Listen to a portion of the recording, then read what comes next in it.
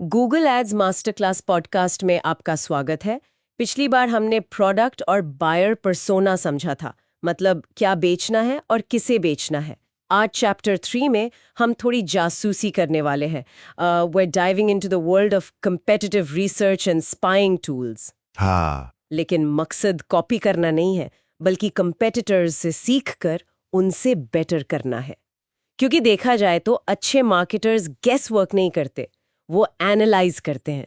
तो चलिए शुरू करते हैं। बिल्कुल सही कहा। और ये जरूरी भी है, खासकर जब एड्स पर पैसा खर्च हो रहा हो तो हर रुपया हर क्लिक मायने रखता है। कंपेटिटर से सीखना अंदाजा लगाने से कहीं ज्यादा स्मार्ट अप्रोच है। टाइम भी बचता है, बजट भी। हाँ बिल्कुल। मतलब क्यों नए सिरे से टेस्ट करें कि कौन सा कीवर्ड टारगेट करना है, जब हो सकता है आपका कंपेटिटर उसे पहले ही टेस्ट कर चुका हो, पैसे लगा चुका हो उस पे। एग्जैक्टली। क्यों बिल्कुल नई एड कॉपी लिखें जब हम देख सकते हैं कि हमारे नीश में मार्केट में क्या कन्वर्ट हो रहा है। प्रिसाइजली। कंपेटिटिव रिसर्च का मतलब यही है, समझना कि क्या काम कर रहा है, क्या फेल हो रहा है, और सबसे जरूरी, आप कहाँ पर उनसे अलग दिख सकते हैं, कहाँ पर गैप है। राइट। इससे प्रॉफिटेबल कैंपेन्स बनाने के चांसेस वो भी पहले दिन से काफी बढ़ जाते हैं। तो जब हम ये रिसर्च कर रहे हैं, हमें स्पेसिफिकली क्या चीजें देखनी चाहिए?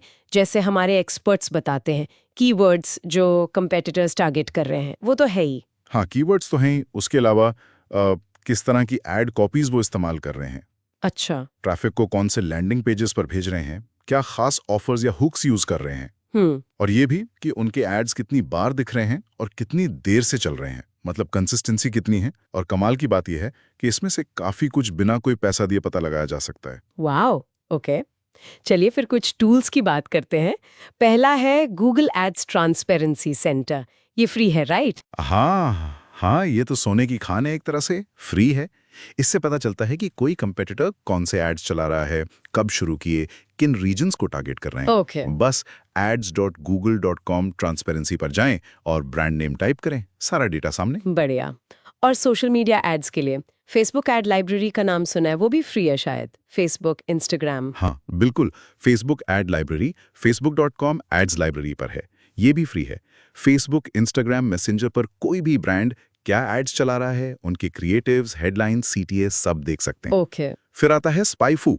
इसका फ्री वर्जन भी है, पेड भी है। अच्छा। इससे कंपेटिटर्स के टॉप कीवर्ड्स, उनका अंदाजन एड बजट और ओवरऑल स्ट्रैटेजी का पता चल जाता है।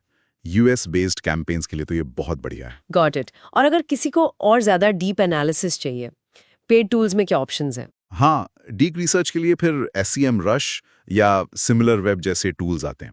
ये काफ़ी डिटेल्ड इंसाइट्स देते हैं, जैसे ट्रैफिक सोर्सेज क्या हैं, टॉप पेड कीवर्ड्स कौन से हैं, डिस्प्ले एड्स कैसे दिख रहे हैं, लोग साइट पर कितना टाइम बिता रहे हैं, यहाँ तक कि फनल बिहेवियर कैसा है।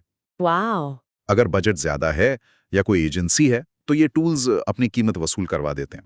हाई बजट कैंपेन्स के लिए बहुत फायदेमंद है। इंटरेस्टिंग। और सबसे आसान तरीका शायद गूगल सर्च और कुछ क्रोम एक्सटेंशंस, वो भी काम आते होंगे। अरे बिल्कुल, अपने मेन कीवर्ड्स गूगल पर सर्च करें और देखें एड्स में टॉप पर कौन है, राइट। क्या हेडलाइंस हैं, क्या CTA है। वेबसाइट की टेक जानने के लिए वपालाइजर जैसा क्रोम एक्सटेंशन बहुत बढ़िया है। वापलाइजर, हाँ।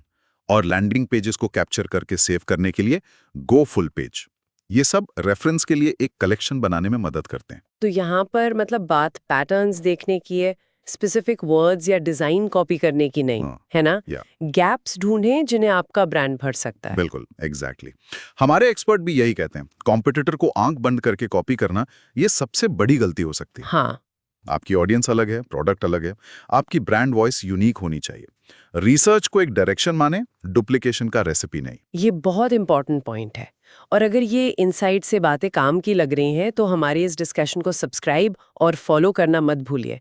हमारे एक्सपर्ट एक और बढ़िया टिप देते हैं, एक स्वाइप फाइल बनाने की। ये क्या होता है? स्वाइप फाइल हाँ, बेसिकली ये आपका एक पर्सनल कलेक्शन है, अच्छी ad copies, engaging landing pages, interesting offers जो आपको ऑनलाइन दिखते हैं। अच्छा, इसे आप इंडस्ट्री या कैंपेन गोल के हिसाब से ऑर्गेनाइज कर सकते हैं। समय के साथ ये एड्स ना फनल्स बनाते समय इंस्पिरेशन का आपका अपना सीक्रेट वॉल्ट बन जाएगा। जब आइडियाज की कमी लगे तो इसे देखें। ये तो बहुत प्रैक्टिकल टिप है। ऑनेस्टली कहें तो ज्यादातर गूगल एड्स कोर्सेज इस कंपेटिटिव एनालिसिस वाले हिस्से को या तो स्किप कर देते हैं या बहुत बेसिक रखते हैं। हाँ, ये सच है। जबकि एथिकली स्पाई करके मतलब दूसरों के रियल कैंपेन से सीखकर लर्निंग कर्व को 90% तक कम किया जा सकता है। 90%? हाँ? वाओ! हाँ?